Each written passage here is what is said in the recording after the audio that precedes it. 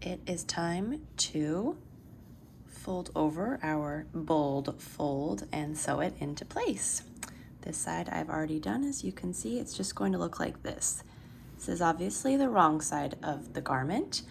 I have already tried it on with the wrong side and marked the top of my shoulder with how deep I want the fold. So make sure you already do that part of the instructions. The next thing that I did is I measured about 4 inches down and marked it in the same line that one is pinned. That's just going to help us know where to start and when to stop. So I marked that, and then I just followed that line of stitches down 4 inches and marked that, and I did the exact same thing along the back, the amount of inches that the pattern calls for. Once you have that, you're going to take your yarn and your tapestry needle, and we are just going to whip stitch it into place. Get it situated so you can see.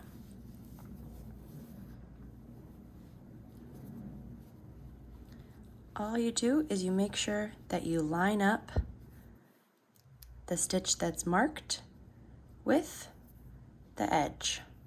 I'm just going to go through the one back leg of the V and go through the stitch that was marked. Leave a little tail, and then go through the next V and the next bump. We want to always do either the top bumps or the bottom of the bump, just to stay consistent. And we do not want to pull tightly, especially on this one, because we don't want it to be seen on the right side.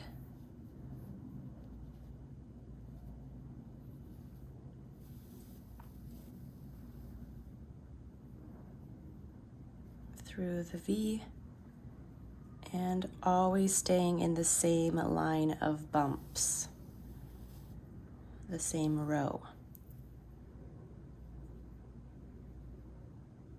And make sure that you always go V by V. We're not skipping any. That keeps it really nice and consistent.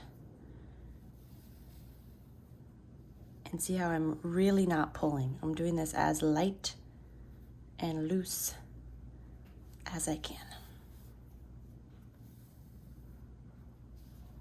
So continue all the way around, and I will just show you a little more once I get there. I'm almost to my stopping stitch marker.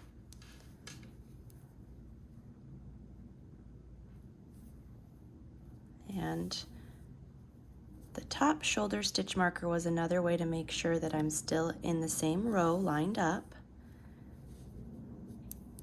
I am just going all the way to that last marked stitch.